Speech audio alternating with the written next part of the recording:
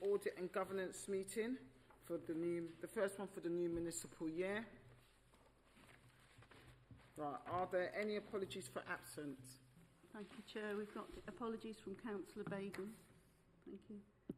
Okay, thank you. Right, we've got 2 minutes to approve. We've got minutes of the 18th of March, and officers just presented everyone the minutes for the 21st of May. Yeah, and we're going to do the 18th of March first.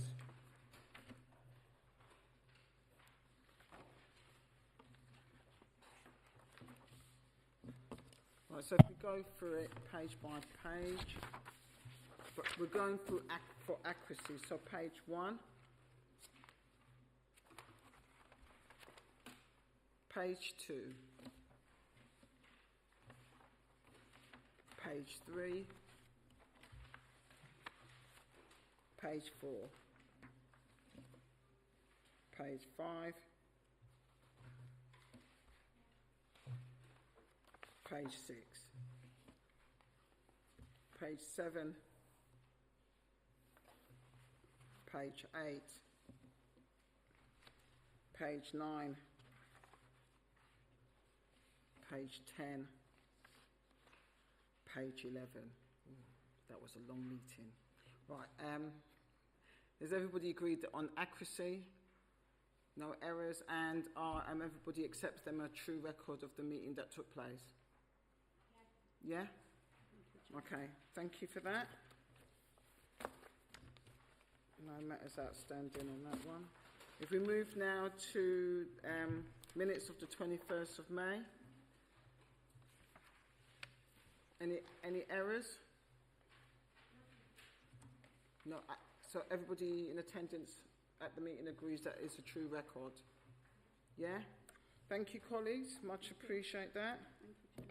We now move, so item 4, section 106. Any members so affected is reminded that they should disclose the fact and refrain from voting on those items. That's in relation to the Local Government Act, Finance Act 1992. Right, we're now on to agenda item 5. Are there any urgent business? No. Reference from committees and other bodies. There's no report. Right, we now move on to agenda item 7. Audit progress and sector update. Over to you. Welcome, first of all, our new auditors. Yay! That's a rare occurrence for an external auditor to get that. Because we've been traumatised, please do not disappoint. Yeah. I will do my best. Thank you. Over to you. So I'm Matt Dean. I'm the engagement lead or key audit partner for Grant Thornton. So I guess you'll be hopefully used to seeing me over the next few years. I will have colleagues as long as we go. But here tonight, I guess just to introduce myself, and I just kind of sort of provide a progress report with where things are in respect to the 23-24 accounts. I think clear that we're what year we're referring to, because I know there's obviously been a lot of change and challenge in the sector and that in recent years. So if I go to page 9 of the pack, kind of sets out where we were. This wasn't March, but effectively it's kind of where we are at the moment. So we've had initial conversations with Dev and team. We've been in undertaken our planning work for the 23-24 audit. That walk through some of the key areas we need to understand. So we're just starting to build our understanding of the authority and its arrangements. As says there, we'll look to share the formal audit plan to the next audit committee, which looks like it's in July, which looks like it works well with our timeframes. In broad sense, the kind of areas of focus will look somewhat similar to what your predecessor auditor would have looked at. Some things will have moved on, I guess, but in the broad themes, the key areas are what the key areas are for us as an auditor. On the right-hand side there, we touch on the value for money work, which is the second strand of our work as your external auditors. As a firm, we're looking to complete all of our work by the end of the calendar year. I can say that from the perspective of yourself, that work is considerably advanced. I think we're just working through some more detailed work around the airport, and obviously the challenges that that faces is somewhat unique within the sector. So we've just engaged some internal specialists to work through some of that. So again, that is a long way advanced. Whether it will be quite ready for the July meeting or whether it will be at September, not quite sure at this stage. It depends on how the next couple of weeks go, but we are considerably advanced our work in that area. If I just scroll down, page 10 just reflects on some of the other pieces of work that we have done. So we have for several years, whilst we've not been your external auditor, we have certified your claims and returns. That's continuing.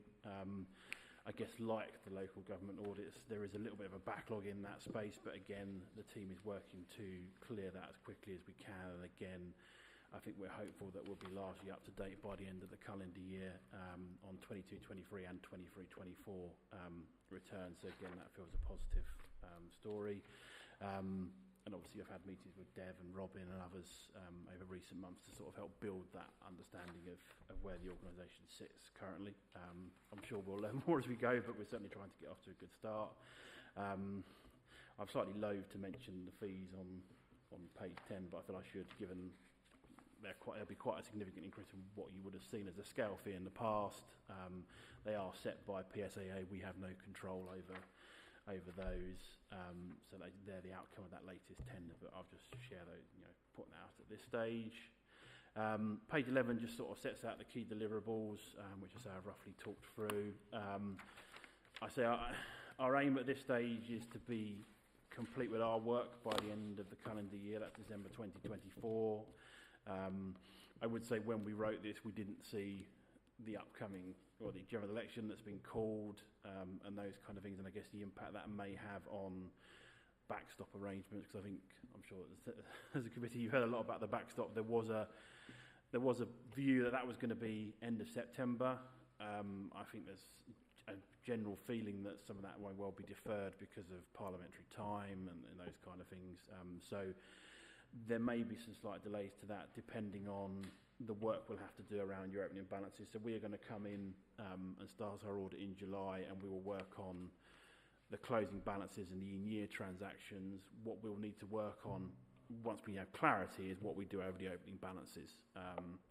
And I guess obviously that goes back a number of years as we know at the moment. So that is still being worked through as guidance. So once we have clarity on that, we'll be able to sort of determine what that means. But as it stands here today, that's what we're working towards. I say, and certainly our auditor's annual report on the value for money work certainly will be there by September, which I'm sure will be very helpful in terms of talking some of those key areas through. And then just some little bits there around those smaller the grants that we work for as well. And then there is then what we'll try and do as we over time is we'll try and bring you things that we feel are helpful for you as a committee. Clearly, if over time you want to change some of that as we go, then happy to have conversations. But we've just shared a few slides there of things that we think might be useful for the committee to sort of consider. Some of it's taken from our own firm's thought leadership work, other things that are there in the public sector. So yeah, I guess that's all I wanted to sort of specifically draw out. For now, obviously more than happy to take questions, comments at this stage.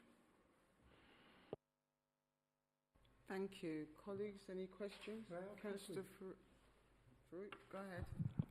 Hi. I was reading through this anyway last night. I'm still concerned. Have we still got outstanding that we are not sure that we have to pick up?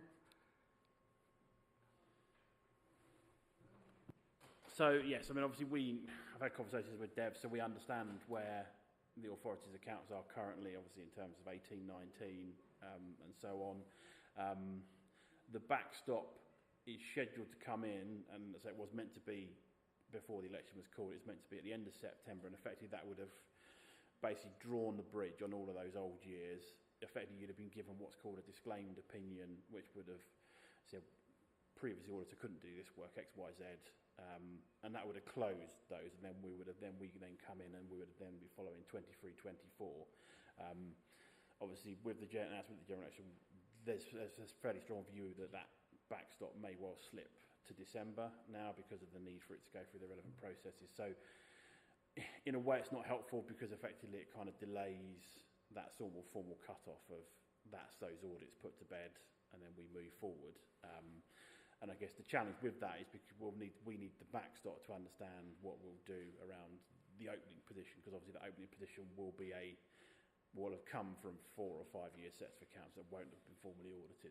So we will have to go through and get our own assurance over those. And it's to be honest, one of those things that's been a big challenge for the sector as a firm. We've been trying to advocate that we need a streamlined as approach as possible, because ultimately, you know, if we're trying to get assurance over a number that could go back up to 5 years, that could be an awful lot of work on top of what we have to do on the in-year transactions. So certainly as a firm, we've been pushing quite hard for a pragmatic approach on that. And I know others in the sort of field have. There are other parties, obviously, that we don't control who have their own views on where things land, which is why, at the moment, I guess, you know, it might be looking like we don't know generally where that's going to sit. You know, and ultimately it'll have to be approved by the Financial Reporting Council and then go through the relevant bodies. So we don't quite know where that's going to stand as it stands. I mean, I think it's probably as it stands, it's probably more work than we as a firm think is sensible, but ultimately we're guided by, I say, the likes of the FRC and SIPFA who set the standards. So, you know, when they tell us what we need to do, we will do that ultimately. Councillor, yes. As far as I remember, last meeting we have a issue of accounts for 18 to 19. Are they completed? Because last time Lal told us to Dave to submit some information. Dave, have you submitted? Okay, so after the meeting, I think the audit committee clearly made a recommendation for Ernst & Young to work with us, but EY has stopped doing any further work. So there hasn't been any more work which EY intend to do. So 18-19, where we are is, as we mentioned last time, we wrote our concerns, and to EY we escalated, so Robin is quite involved, the chief exec. We receive the response from EY, and I think we've probably exhausted our sort of raising our concerns with EY. The next, as we mentioned, is now because we've got a contract with PSAA. So in the contractual terms, I have already contacted PSAA, and they've said first we have to go through the normal process of complaint through EY, and I think we've exhausted that. So now we are going to follow this up with PSAA, whether from a contractual point of view, PSAA can make a request for EY to try to resolve whatever issues there are, because very much for EY to come and work with us to say, okay, here are a couple of areas. And I would said in my previous meeting that so far there isn't anything like has an adjustment to the accounts, has an error to the account where we change the numbers. I haven't heard anything. So we'll be approaching, and in fact myself and Chief Exec we've discussed it again today. So we'll follow the route with EY and with PSAA, and then we'll take where it will take us. But in the meantime, we are really working with GT and trying to work on the 22-23 accounts, and that's our main aim. But we'll pursue that. But EY has practically probably they've drawn a line now, and don't know. So Dave, in that case, because you know the closing balance of last 18 to 19 is moved forward to another one, and then it's an adjustment, because when we know as an accounting rule, when the period is locked, we can't do anything on that period, you know. And when we have to do any adjustment, we are doing on the current period. So are we doing this kind of adjustment into 23 to 24 period? So coming back to your question, and in the audit committee last time, I've asked EY, are there any further adjustments to the account which was presented to the audit committee? They haven't come up with any adjustment. So the balances in 18-19 accounts, EY hasn't come, because as normal part of the process, auditors will say, here's errors, here's adjusted, not adjusted. The only thing which we did, and the reason why there was delay in the account, is the valuation of the airport. So those were done, the deferred taxation, those are the things we work is done. But other than that, they haven't come up to say, here's audit adjustments, which are errors which will affect the figures in your statement, like balance sheet or CIS. There's nothing which they have pointed out to us. So the figures as they stand, and I've constantly made these to audit committee, the figures on the primary statement, the balance sheet or cash flow, those figures are not going to change. Because if there was any potential error or adjustment, if I would have pointed out, I would have brought it to the audit committee, and then we would have made those changes. But since I don't know any adjustment in terms of figures, the figures stand. Yeah. Any more questions? Helen? Thank you, Chair. Matt, I found the report really helpful, thank you. You've answered some of my questions. I did feel the timescales were optimistic, bearing in mind that we were waiting for the backstop and there were 5 sets of accounts to be covered within that. So it did feel slightly optimistic, the timescales anyway, so I'm really pleased that you caveated that, because I think it's best to manage our expectations now. I was going to ask about the opening balances, and I was going to ask about the fee on page 10 and whether that includes any work that you may have to do to get your assurance on the opening balances as well. I mean, that's a good question, and so in simple terms, it doesn't, and this has been some of, certainly from our firm's perspective, which I guess some of our pushback is actually, if you're looking to undertake, there are 1 or 2 others, I guess, that are probably slightly further, but being 5 years behind is about as far back as it can be. If you're working out how much work that might take, again, I'd probably say we think probably to do an ISA compliant work on opening balances, it could be 60 to 70% of a full year's audit. I'm not saying that would translate to 60-70% of that number there, but that's certainly some of our pushback as a firm is going, this is where if you're asking us to do X, this is what it will mean. Because ultimately, if we sign an opinion, we sign an ISA compliant opinion, and that will say, right, you have assurances over the opening balances which are compliant with the ISAs, and that will require that level of work, which is why I say we've been quite strong as a firm actually going, let's come to some sensible, pragmatic solution here with this. Where it will land, I don't know. I hope common sense prevails for everyone's sake, because actually, we need to start moving this in the right direction. But if they're coming out and saying this is what you need to do, then I think we will need to work out a sensible way of doing that. Now, whether it may well be that we may be able to do some of that work in year 1, and we go, right, there's only separate areas that we need to roll forward. So it may be a kind of a staggered approach over a couple of years where we try and get assurance over those opening balances rather than doing it all in one year. But as I said, until we have absolute clarity as to where it's going to sit, I don't want to sit here and say to you, this is what we will definitely do. We've tried to, as a firm, we've tried to be involved in the process as much as we can do, but we're now at the whim of those above us to make that decision. Okay, thank you. And I do appreciate that. I just think it would be really helpful when you are aware, if you could share with the committee, because it's one thing having a fee in a report, and that's great. You can work with that, you can budget on that, it's nice and clear. It's where those creeping fees come in from extra work that haven't been budgeted for. It's just about being transparent and clear. So thank you for that. Thank you, Chair. A couple of questions. On the page 14, the assumptions in the financial trajectory of the sector.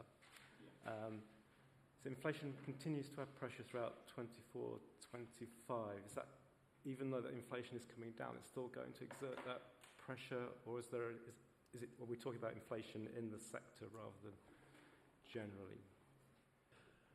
I suspect it's a little bit of both. I mean, this was probably a couple of months old, so I guess I think it probably would.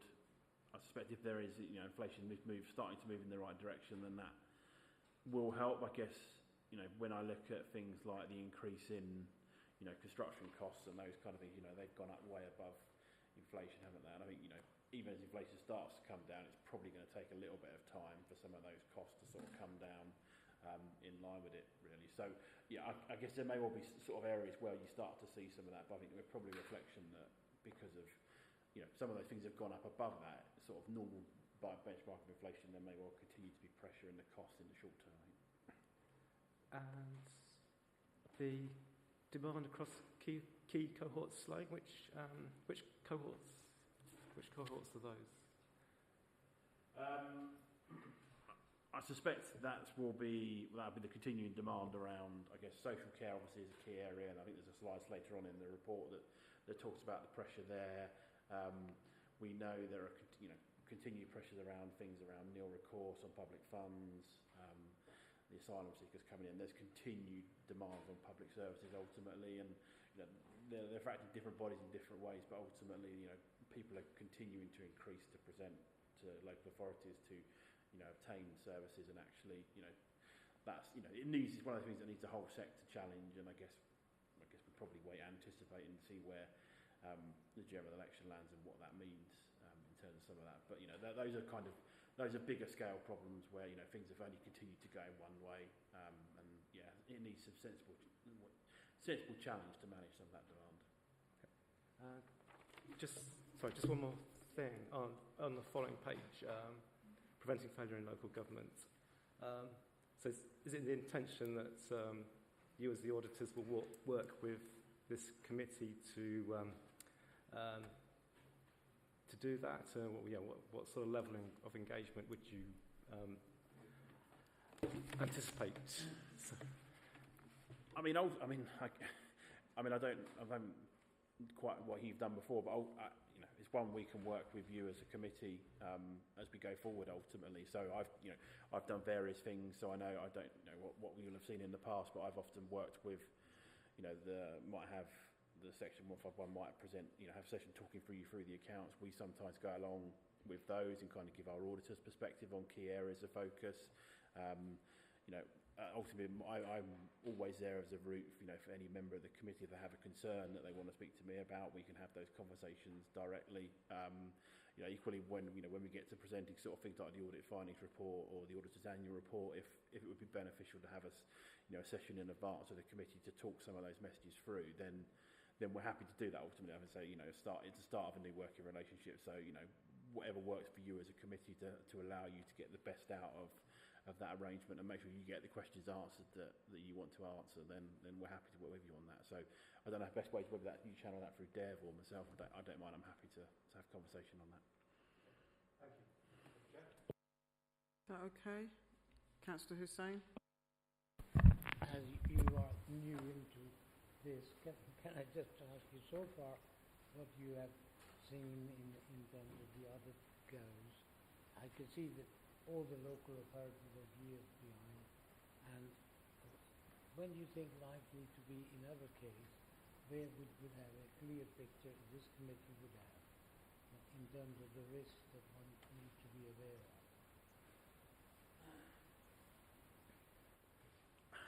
I think it's a tricky one to answer. I think so. In terms of the 23-24 position, the plan we present at the next meeting, I think will give you a clear view of where we see the challenges as it stands in terms of the in-year position and the 23-24 position. I say, in broad terms, safe risk won't look massively different from what you've seen in the past. It's it's the nature of the sector. I guess in reality, it's understanding where those pieces around the backstop and that kind of legislation are going to fall into place in the next sort of I would have said a few weeks, but it's going to probably the next 2 to 3 months, isn't it? So once we kind of know where that's going to sit and what that leaves us open, I guess we can then come back to you and say, right, these are the areas we're going to need to work through, and then we can give you a sensible time frame, as to how we do that. Because as I said to the previous question, there are, if they're going to want a full review of opening balances, then there will be a challenge as to whether that's practical in an accounting cycle. So we may want to have a sensible conversation with Dev and colleague around how we do that, whether it's over a 2 or 3 year period, to try and get you back to, I guess, an unqualified opinion. Because the backstop will lead to those disclaimers. let's be honest, none of us went into local audit. I certainly didn't to issue disclaimed opinions. I think none of us are particularly, like where we are. I think it's, I think others have said, ultimately it's just trying to find a sensible way to get this back up to date ultimately, because I think, timely information is ever of the importance in local authorities. You need to know where things stand now, ultimately as an authority to make those spending decisions. Us telling you where things were 5 years ago, yes, it ticks the box in terms of a set of accounts, but actually, things have moved on in 5 years actually, so how much relevance does that have? So, so in the short term, the next meeting will give you a sort of an idea in the 23-24 position. I say once we know where things are, and I'm saying this all over the place, and once we know where things are definitely going to land, we can sort of work with you as an authority to give you a clear steer as to how we bring that to a conclusion. And I'm asking you because it doesn't seem to be anybody I've promised in any, even the future government, is a garden of roses for us. Because the pressures are on homelessness and the children's services is huge in every local authority, in another case even more greater. Yeah. And that is coming, to a point where the authorities have to be very mindful of those pressures that are coming along there today. When you walk into the stone wall, you're always seeing families here, homeless families. There isn't a day that I've come in that I don't see, families sitting in who are already homeless. So those are the pressures that I think we're seriously concerned about. Absolutely, and I think that's one of the reasons which I hope I clear is that that auditor's annual report, which I guess we'll look at some of those areas that the value for money work, I guess slightly low. It's a soft to use today, but it will look around the accounts, that budget setting process where things are and those kind of things. So that we've made really good progress with that. I think the next meeting may be slightly too soon for that to get to you, but that certainly should be there for September. And I think hopefully that will give the authority and you as a committee, our initial reflections on where things are as an authority, where those pressures are and how you manage those. I mean, the pressures are sector-wide ultimately at the moment.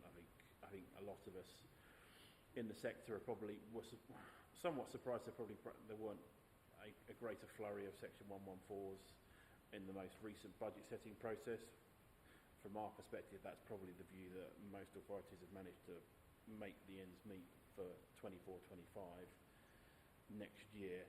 Then I think there is a real risk that pressure will be unmanageable. But I say that does depend on the general election and ultimately how Labour choose however it is, I'll take my phrase, however it is choose to fund local authorities. I think everyone recognises that there are pressures in that, and I think it's kind of the can's been kicked down the road, hasn't it, in reality, and I think it needs a new 5-year cycle to understand where that goes, whichever party it is.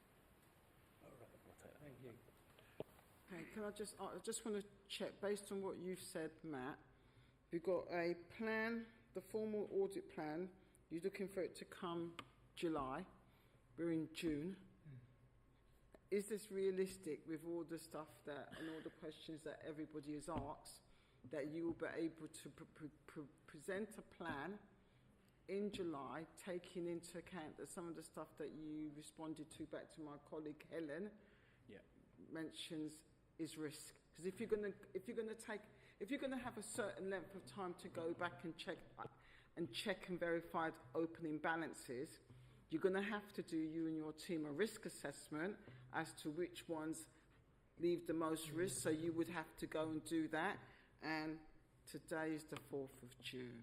So I'm just asking, is it really realistic that you're going to get back to us in July? And is it more realistic that it will be after the summer holidays when you have reviewed, reflect, put things on risk registers, have conversation with the Section 151 officer, as Helen said, manage our expectation. But also, if there's any significant risk, I would expect it not just to be on your risk register, it might need to be on our risk register as well. Right. I mean, so I understand what you're saying. I completely understand. I guess if I reflect, if I talk through my thought process on it, and then say if you want to, so I guess there will be. If I look at an audit plan as to terms of what that's going to cover in terms of 23-24, the numbers that are there in those accounts, July, absolutely. I think we probably could have pulled that around. If push comes to shove, we probably could have brought something to this meeting, but we've decided to take the time. So that will set out the 23-24 risks. In terms of what we do with opening balances, that will obviously need that additional guidance. So I can take it away and I'll check internally how we would do that. I'm not sure whether it would need an additional audit plan, an additional set of risk. Again, it really does depend on where things lie. So, I mean, if the committee is of the view that you want to know where that sits, and we share a plan that covers opening balances, challenges, the in-year position, we can pull that back. Or we can perhaps say, right, here's your 23-24 plan, and then we can slot something in once we know where the backstop is and what that means. So I'm happy. Ultimately, it's one to work with. We have to do we have to deliver there's a plan we have to issue for an ISO, under the auditing standards. We can tick that box. I'm comfortably by July.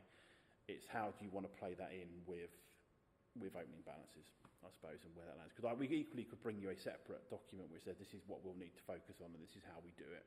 It's entirely up to you as a committee, as members, how you want to see us to present that ultimately. I mean, I want as much transparency as possible. I want us to be able to ask questions as possible. I don't want any surprises, given, as I said, the trauma that we carry. Yeah, because we had a few times when we asked your predecessors, are we nearly there? And it was like, and then at the next meeting, we weren't there. So I would rather us take our time and make sure that there's no surprises. So if you can't do July, bring it in September. And I like as much possible so my colleagues can do their questions, because I'm sure there are going to be questions from the trauma we've been through with the finance scrutiny group. So I want as much transparency so we build a relationship of trust, of us with you and you with us.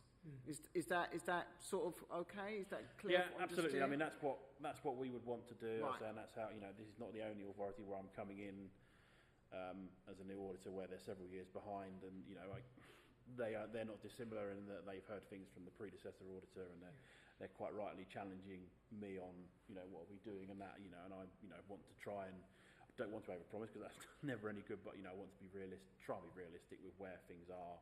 So if we're saying something's going to happen, then it will happen ultimately. So yeah, I'm happy to take that. My colleagues, are you happy with that? Yeah. Yeah, what I've said, yeah? Okay, yeah. Brilliant. Thank you. Yes, go ahead, Helen, yes. Sorry, I should have thought of this one earlier. So we've covered timescales. Are you comfortable that you've got enough resources to do the work when you can do the work? Because I know the sector is very tight for auditors. Yes, so I'll try not to be too positive with it, but so we've got not all the firms have got this, but we've got a dedicated public sector team which literally comes down. It goes from me at the top to brand new associates, the trainees who've literally started on day one. They do 3.5 years, qualified, sit for members. So in London, we've got a team of about 150, 160 people that will service our audits in London. They're currently working through the NHS audits now, which finish at the end of June, and then rest assured from July, we're ready to come to you as an authority and move things forward from there. There is a fully named team below me that will be in on site. So you'll see in the plan, I can't remember which page it is, so you've got Sheena will be the audit manager below me, and then you've got Vincent Biko, who will be the assistant manager in charge, the lead person on the ground. Then there will be at least two more junior members of the team below that. So we will have 5 or 6 people on the team at any given time as we work that through. Obviously, at the moment, we're trying to work through that sort of. So I think we're trying that's set up for sort of effectively a July to September visit. What we will need to do as a firm, and again, we've started working on this, is depending on where the opening balances piece comes, how do we deliver that? So there are various options. Actually, do we extend the existing team and say, right, we'll put you on the job for however much longer to finish that piece of work, or do we have a separate team who will just come in and solely focus on opening balances? Again, we don't know, because we don't know what it's going to look like. But again, that will all fall under me as your engagement lead, so I'll be doing final reviews and sign off. So so we're as confident as we can be. Obviously, I can't say tomorrow if someone's going to resign or those kind of things, but there's a fully resourced plan in place for the delivery of that audit, your audit, within that time frame. Thank you very much. Thanks. More questions? You okay? Sorry. Yeah. Okay, that's it. Thank you so much. No. Thank you for your attendance, and let's build the trust. Thank you. Right, we're now moving on to. Dev, was there anything you wanted to come in on here? Yeah. Yeah, just to link with the 23-24 accounts, and we've published our public inspection notice on the council website. So, under legislation, there's a requirement for us to produce our accounts by end of May. But as published on the website, the account is complex, so there are valuation, especially with the airport and subsidiary accounts, and the other valuation there has been delay, and our plan is to bring the accounts, finalize it by end of June and bring it to the next audit committee. So those are the key areas which we're working on. So I just wanted to bring to the audit committee's attention. Thank you, Chair. Thank you. Has everybody got that? Yeah? Brilliant. We now move on to agenda item 8, page 23, Audit and Governance Committee Draft Work Programme for 24-25. Shall I take this, Chair? Sorry, go on. Sorry. It was just to, we thought we'd list the items that were going to come to various committees in the future. Yeah, that's very helpful. That's really, really good. Thank you. Has anybody got anything they would like added to the programme? Oh, sorry, did I beat you to it? Sorry. I thought our external auditor has raised some good points, actually, in your report. You gave us some hints about things the audit committee might wish to consider. I think one of them was about some of the metrics or something. And I just wanted to float that question. Is there anything from the Grant Thornton report that we think would be helpful to add on our agenda? Yep, yes, do our job, yes. So what was that, Helen, you wanted us to add? It was a really good thing. I've made a note. It was about learning from the Office for Local Government on page 18. You said, Matt, that there's some good questions audit committees should ask about some of the metrics on the local authority data explorer tool, and I didn't know if that's something that we should have a report on, or how you see that happening elsewhere. Okay. Have you got that? Have we got that now? So we're going to add that, yeah? Yeah. Yeah. Mm-hmm. Yeah. Is that okay? Yeah. Councillor Malik, did you? No, nobody else? No, nobody. No? Okay. Sorry, Councillor Underwood. Oh, it's actually, yeah. So next meeting we're due the report of the external review. So presumably that will have an impact on our future work programme. I'm not sure what anyone else felt about those interviews, but what came out for me was that that we, as a committee, we need to be a lot more proactive and it's also mentioned in the report a lot more in this report as well from the auditors that we should be more curious. So I think hopefully that will generate some more work in the future. Okay. That's no problem in being curious. I love that. Have to say.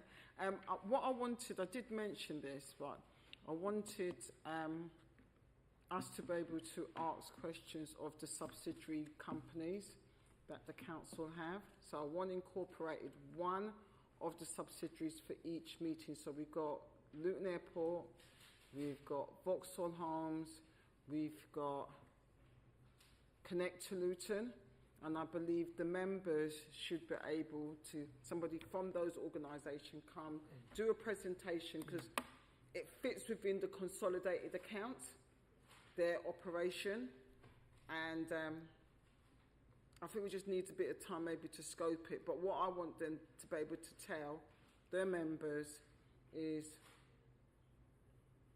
risk and reward. So what the risk that they've addressed, because that's what we're looking at as an audit committee. We're managing risk, and the reward is that we don't go and into a Section 114 area. So what are they doing to contribute? And I think that comes back to what Councillor Underwood was saying about the review, being more curious, because we don't know what other parts of the organisation is doing. So I would like something from each, not everybody at the same meeting, because that's too much. But I think a conversation now needs to be had as we move forward with each of the subsidiaries, that they come and present, be ready to have a conversation about what they've done, how they've succeeded, and the challenges and those sort of stuff. So they become alive too, because they become a living entity more than we hear them somewhere in the paper. That's my view. And I think it will help on the curiosity, being curious. That I hope that's what I would like as chair. So whoever's doing the programme, can you go and have a conversation with the relevant person in the subsidiary companies? And that will, because there might be things we're not aware of that we could maybe, not saying that officers are not doing their job, I'm not saying that, but I think for that independent questioning we should be doing. I mean, I was just going to come in as that's really good to hear, and I think that's something we would certainly want you to do as a committee, because they do feed into your account, so you want to understand where those risks are. As a firm, I think I'm pretty sure we did a report on local authority trading companies within the last 6 months, which I think may well have had some similar kind of questions for perhaps you as a committee to understand. So I'll take that one away and see if we can get something across to you in the next week or two to perhaps help with some of that. Thank you, Matt. Go on, Councillor Malik, sorry. Use your mic, Councillor If Malik. it's in the form of a graph, it's easy to understand easily rather than to know the full paragraphs, and it's time taking. So it's quite easy in the form of graph, if it's possible. The report we are discussing at the moment, So you want it in a graph format. Okay. Yeah. Okay, so has everybody agreed with the work plan with those additions for the year ahead? Yep. Okay. Yes, Helen, go ahead. Fully agree with it, and I think there's some really good bits. I just wondered if July was quite a full one for us. Would we get the benefit of all of the items on it? I suppose the challenge is us making sure we stick to time as we go through, isn't it? But it just seemed like some really good big topics on there, so I just wanted to... Sorry, Helen, do you think we should move any items, or...? Either move it or move one or two, or be really tough with ourselves, and I can include myself in that on asking the questions. So of those listed, which one you think we should, because you're bringing your experience to, I'm not saying we haven't got all of, but as an independent member, which one would you say we should, so that we spend more time on what is left? Okay, because I think it would be really good to have the external review and spend some really good meaty time on that one, and that's where my thinking was. Dev, bearing in mind that the EY are not really engaging very much, do we think it's realistic that they will come in July and bring their audit results reports? We leave it on the agenda because it depends on what discussion we'll have with EY, but potentially you're right, but I can't second guess. Every time we put it on the agenda to see if there's progress, then they might bring. But last time when we checked with EY, the report they submitted in May is a full comprehensive report based on their view. Whether there will be more things which will be coming out, because they've stopped working on the accounts. I don't think so. But to just leave it on the agenda, but realistically speaking, I don't think there will be something substantive coming to that audit committee. Yeah. Basis Chair, I'm happy to keep it as it is, taking into account that we will probably not spend long on one or two of the items. If that helps. Yeah, and I think Matt was also talking about the backstop. So it'll be a week after the election's done. We may have something about what date it's moved to. I mean, in the future. So, and that could have a knock-on effect as well. Okay. So go ahead, Matt. I mean, what I was going to say is there are one or two things on there, just looking at it, I say I've not looked at it before in the meeting, but there are one or two on there I think we can probably work with, like there's the annual audit and certification fee. I think that was an old audit commission requirement that I don't think you have to do anymore. So we can, I think what I'd probably say is it might be worth me having a little chat with Dev and saying that, because I think there may be some things we can remove. I guess I'm not going to comment on the EY stuff, but just in terms of when our stuff's going to come, just to make that a bit more streamlined, I think. If we take that offline. Does that okay. work, Helen? Yeah?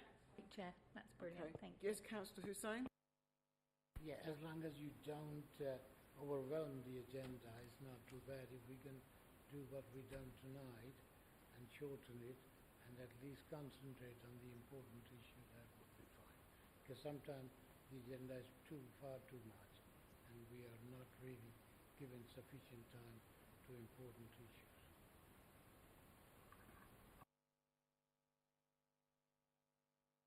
Thank you.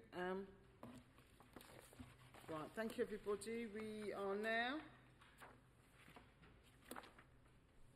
at the end of the meeting. Thank you so much for your time.